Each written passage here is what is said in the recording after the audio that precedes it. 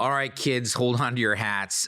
Recently, I came across a worn out copy of an essay, and the paper was like from the 50s. I mean, this is like a really, really old copy. And the essay was actually a speech by a person named Lavrentiy Beria. Now, I had never heard of him, but he was the head of the USSR secret police under Joseph Stalin from 1938 to 1946. This essay turned out to be an eye-popping prediction of many events that are happening today. Absolutely mind-blowing. Welcome to this episode of the Coleman Nation. Let's go.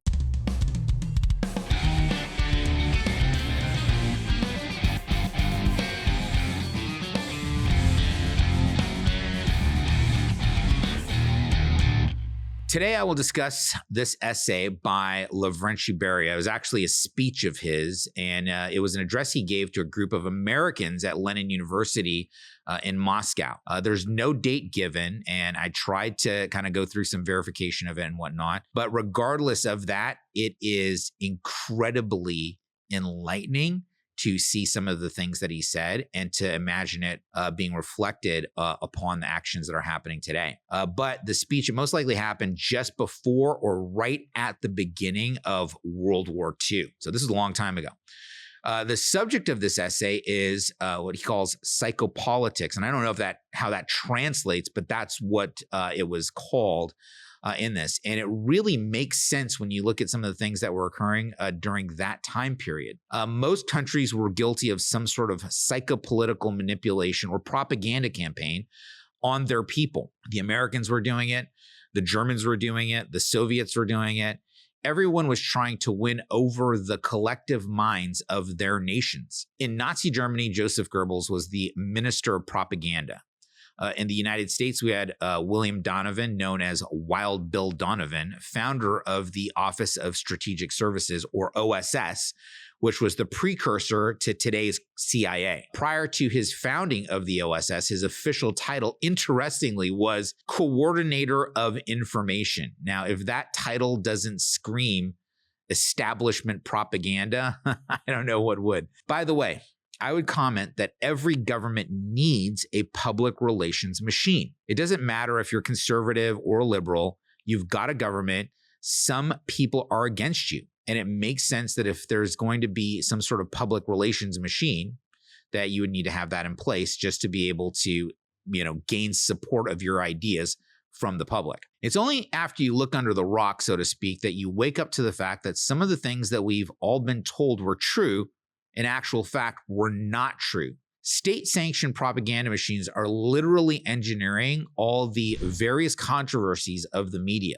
Sometimes countries will collude in the dissemination of these concepts because they share mutual interests. So going back to the Soviet Union, which no longer exists, what was the state of its affairs throughout World War II? Well, this is only 20 years after the Bolshevik Revolution and its incredible upheaval, along with the implementation of communism throughout that period. During World War II, Joseph Stalin was the premier of the Soviet Union. Today, it's really strange to realize that during the war, the US and the USSR were allies against the defeat of Nazi Germany. Ideologically, though, the two nations couldn't have been more opposite.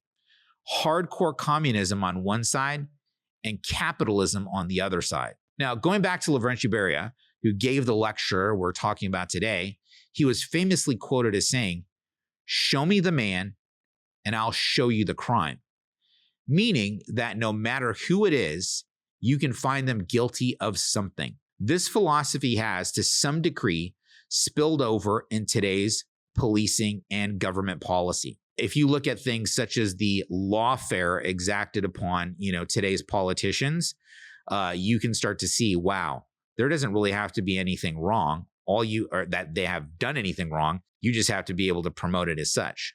Now, this is not meant in any manner, shape, or form as an attack on our men and women in uniform who serve bravely every day. But the fact is, some police officers have this type of mindset. Everybody is committing some kind of crime every day. If I pull you over, I'm going to find something wrong. I know this is the case because I was pulled over once and there was really nothing wrong. I actually had a chance to talk to the officer and he said, "Oh yeah."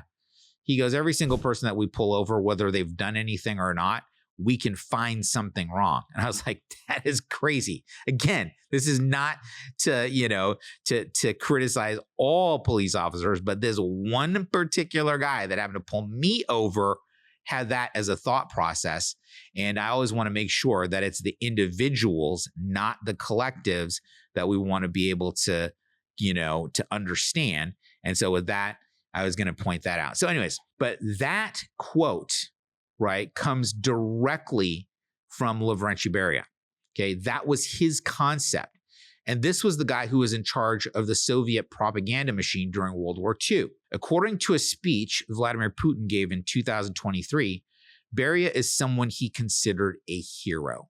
So again, the speech I'm discussing today is from an address Beria gave to a group of Americans at Lenin University in Moscow. There's no date given, but it most likely happened just before or just after the start of World War II. It points to much of what's happening in the West today. This speech, in a very dark way, takes up the subject of the deliberate corruption of the mental health industry. And if you listen to a number of today's podcasters, from Tim Pool to Patrick Bet-David, Tucker Carlson to Matt Walsh, and several others, there is a definite backlash against the modern mental health industry. There are about 10,000 different mental syndromes and disorders listed in the Diagnostic and Statistical Manual of Mental Disorders, or the DSM, and more are added all the time. One has to ask, are these disorders even real? Are there quote-unquote treatments working? People are starting to dig under the surface and are realizing that many of the concepts in Western mental health don't actually work. In testament to this, America's mental health continues to decline. We're rapidly slipping down the list of the world's happiest nations. If we had a valid mental health technology that actually worked, wouldn't people be getting better? The fact is, they're not. The number of insane continues to spiral out of control at a furious rate.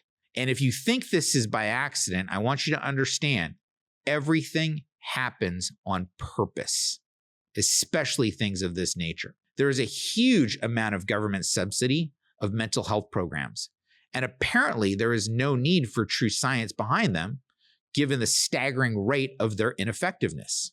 The answer to this conundrum is probably very similar to the quote-unquote research into a cure for cancer. There's a lot more money in cancer research and treatment than in actually finding a cure. If we really wanted to lower our cancer rates, we'd look to countries that have the least amount of cancer and do what they do. And like that, the research would be done. And by the way, I don't mean to demean the subject of cancer. It is serious stuff. 30 years ago, my best friend died of cancer. And to this day, there have been zero inroads into curing that particular form of cancer. It's called chondrosarcoma. And to this day, it's got the same level of fatality as it did when my best friend died.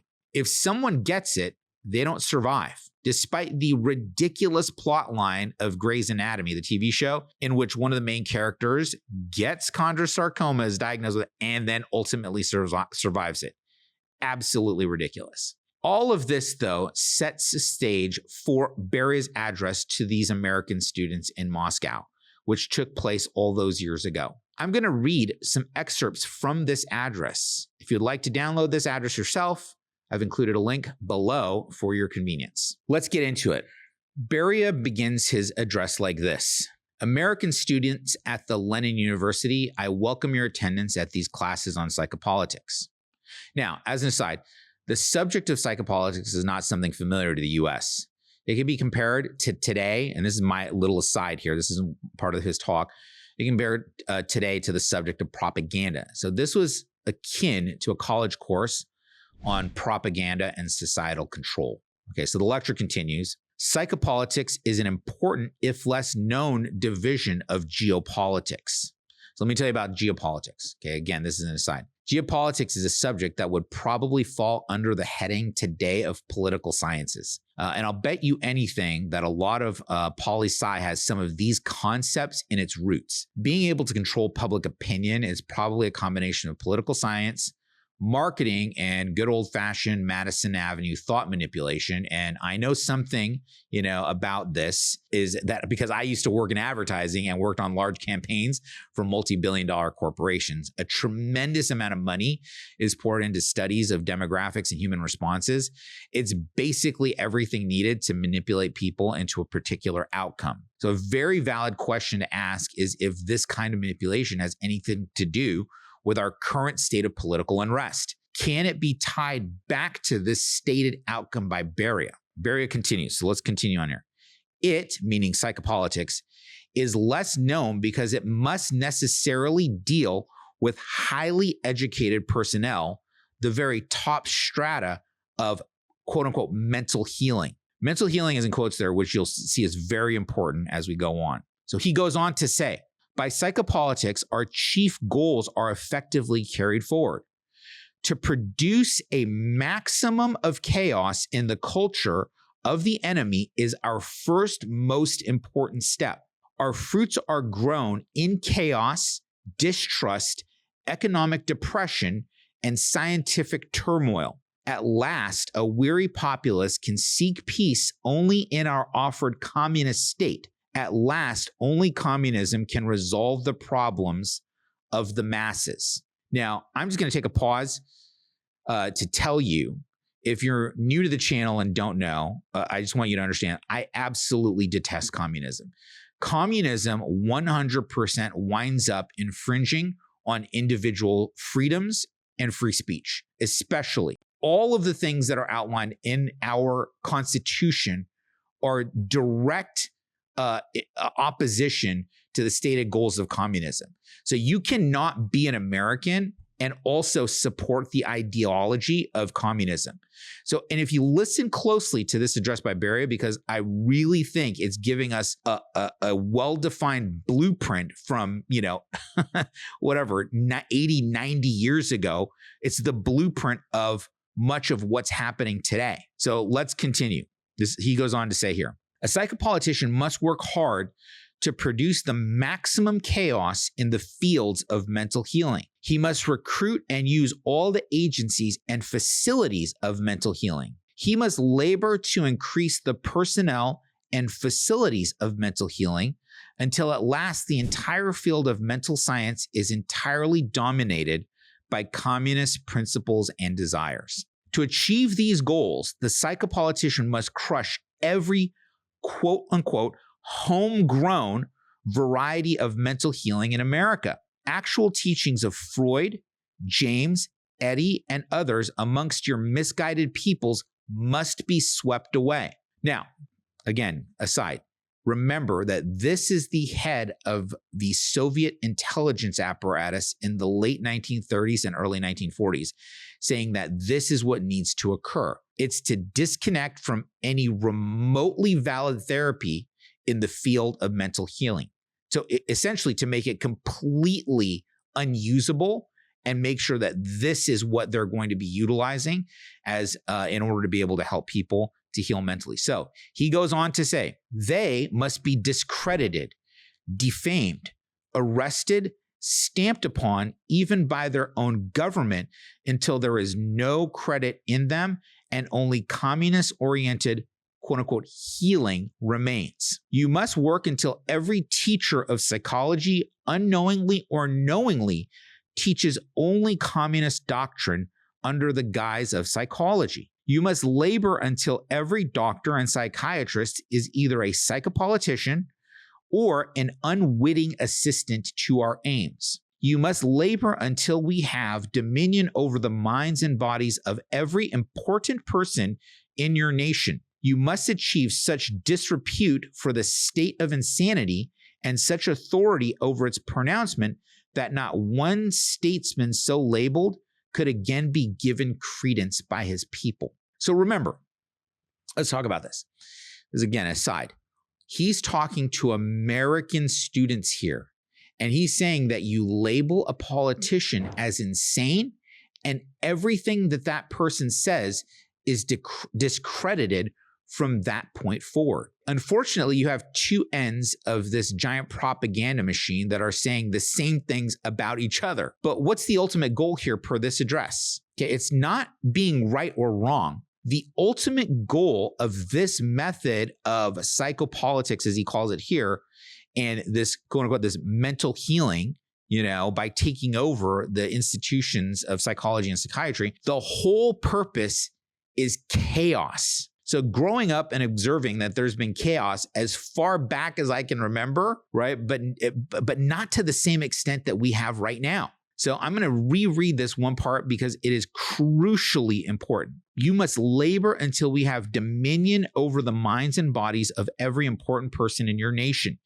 You must achieve such disrepute for the state of insanity and such authority over its pronouncement that not one statesman so labeled could again be given credence by his people. And he goes on, you must work until suicide arising from mental imbalance is common and calls forth no general investigation or remark. That is crazy, okay?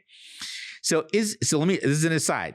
So isn't it interesting that suicides from mental imbalance are so common that they aren't even investigated anymore? So here are some actual statistics on suicides in the US, right from the CDC.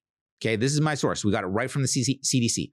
Over 49,000 people died by suicide in 2023. Between the year 2000 and 2018, suicide rates increased by 37%. They decreased by 5% between 2018 and 2020, okay, but returned to their previous peak in 2022. So this is legit. This is for real.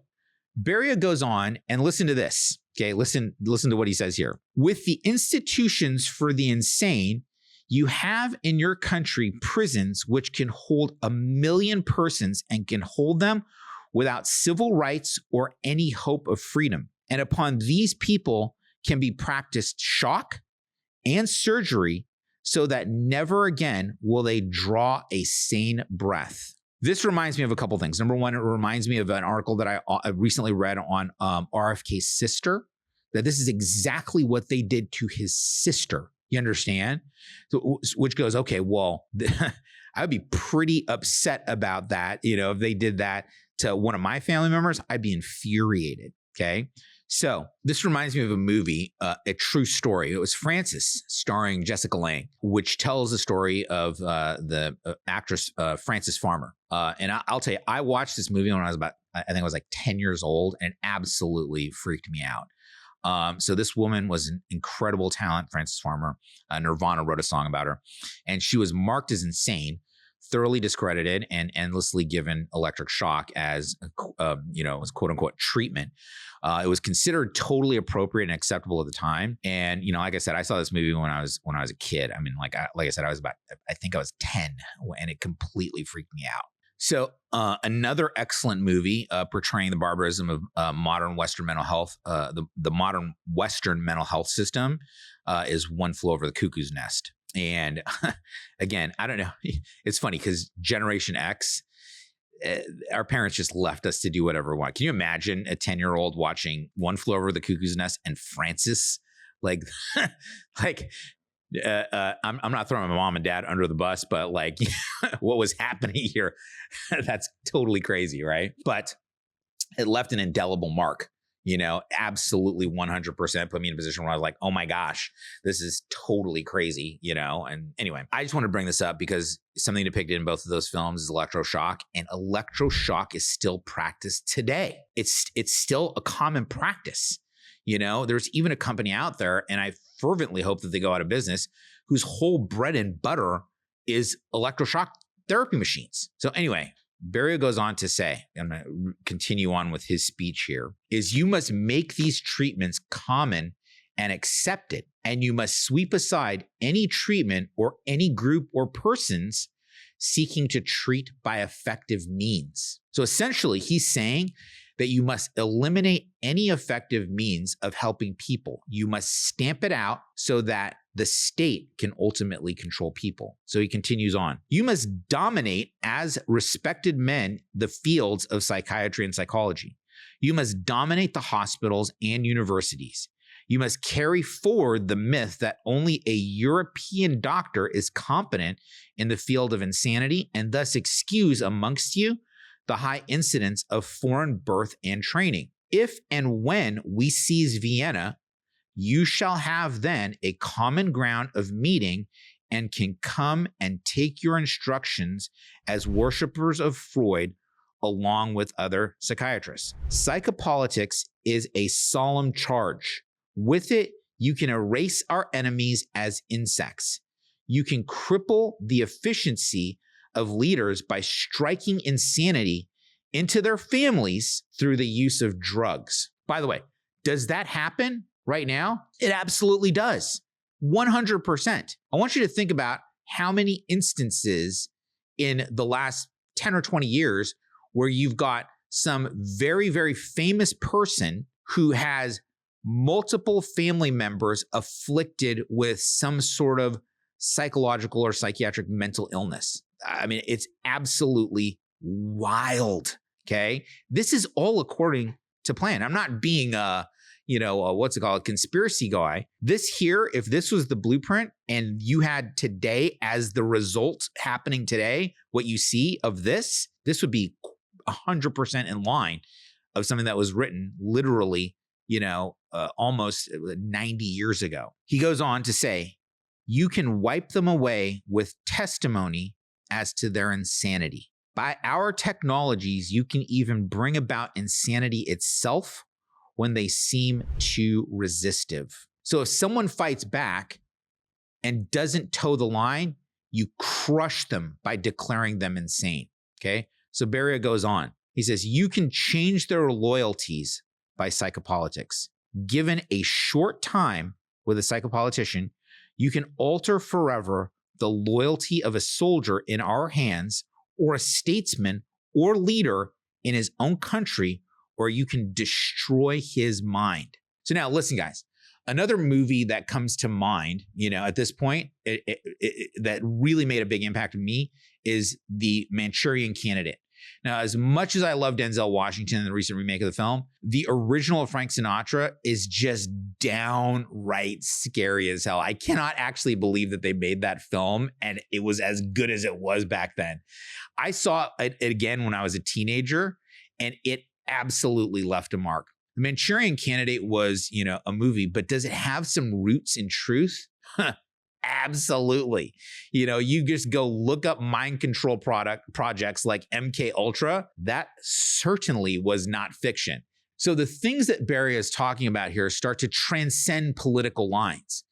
Their stated goal is to control populations. People who are trying to control populations do not have allegiance to any particular flag. With globalism, which I've taken up at length in other podcasts, we have outside organizations that can define sanity on a worldwide basis. People can be labeled insane and removed, just like that. Humankind has been terrible to itself for thousands of years, and that's an absolute fact. However, this kind of thing goes beyond what has been done in history. Okay, so let me just continue on. Beria continues, and I'll read this here. But the capitalistic thirst for control, capitalistic inhumanity, and a general public terror of insanity can be brought to guard against these things. Okay, so he's talking about, what is he saying here? He's saying, make capitalism the enemy. Bring about a general terror of capitalism and the perceived inhumanity of capitalism. Is that happening right now? 100%. You have an entire generation afraid of capitalism and what it means, okay? So he goes on to say, but should they occur, should independent researchers actually discover means to undo psychopolitical procedures, you must not rest. You must not eat or sleep. You must not stint one tiniest bit of available money to campaign against it, discredit it, strike it down, and render it void. For by an effective means, all our actions and researches could be undone. In a capitalistic state, you are aided on all sides by the corruption of the philosophy of man and the times. You will discover that everything will aid you in your campaign to seize control and use all, quote unquote, mental healing to spread our doctrine and rid us of our enemies within their own borders. This is from me to you now, not quoting this. I have to say, folks, that if there's one absolute downfall of capitalism and the American style of freedom that exists, it's that freedom of speech allows our enemies to have a voice, right? And if the collective population says we hate freedom, we hate the individual, if that's what's voted upon today, it's a sad day for humanity, as we will enter another dark ages. If we have a collective voice from the entire population that condemns free speech, that's it. It's great. It's game over. Another 1,000 years of dark ages will occur, and it will be very, very bad for humanity. I could go through my whole thought process on how we would get out of that. But anyways, it's a subject for a different time, right? But that's what the point is here. A free nation would never censor ideas, no matter how insane they are, like socialism or communism. We end up giving a platform to factors that would be our own undoing. That's what Beria says when he says, that's what he means when he goes on to say, in a capitalist state, you are aided on all sides by the corruption of the philosophy of man and the times. You will discover that everything will aid you in your campaign to seize control and use all, quote unquote, mental healing to spread our doctrine and rid us of our enemies within their own borders. Okay. So this is happening right before our eyes. And the fact is, if we don't identify it, we run the risk of not being able to confront it when it's at our doorstep and it rolls up on our shores. Or far worse, when it has been cooked into our universities and schools of learning for the last 60 years. We won't be able to fight it. If we don't understand it, we don't know about it. We're not in the situation that we're in by accident. And when I read this address by Lavrentiy Beria, I was like, oh my gosh, this was the stated outcome of what's going on today. Like this here, his address to American students, whatever, 80, 90 years ago, this was the business plan. This was the outline of exactly what's happening in America today. The address by Beria goes on further to say, use the courts, use the judges, use the constitution of the country, use its medical societies and its laws to further our ends. Do not stint in your labor in this direction. And when you have succeeded, you will discover that you can now affect your own legislation at will, and you can, by careful organization of healing societies, by constant campaign about the terrors of society, by pretense as to your effectiveness, make your capitalist himself, by his own apparitions, finance a large portion of the quiet communist conquest of the nation. And when you have succeeded, you will discover that you can now affect your own legislation at will, and you can, by careful organization of healing societies, by constant campaign about the terrors of society, by pretense as to your effectiveness, make your capitalist himself, by his own appropriations, finance a large portion of the quiet communist conquest of the nation. Now, I'm going to give you a couple of things that come to mind when I read this. Number one is George Soros, okay? This is exactly what he's done. He's utilized the rules and laws of America's freedoms to activate this quiet communist conquest of our nation. The second thing that comes to mind when I read, all of this stuff here is, and I'm just going to kind of call this out. I was watching some of the, people that you would consider to be very conservative or, very anti-communist, to say the least. But, folks like Candace Owens, Matt Walsh, even Ben Shapiro, they call for figuring out ways to create more funding for mental health and to be able to address the mental health epidemic by bringing the people that brought the actual mental health epidemic into being. They want to give the keys back to them. I just want you to listen to the language of how everybody considers it. There is no difference, left or right. They're always calling for what? More funding for mental health, okay? It's literally, it makes no difference what side you're on. It's always calling, we need to address the mental health epidemic. The people that are perpetrating it do not care if they're funded by the left or the right. It makes no difference.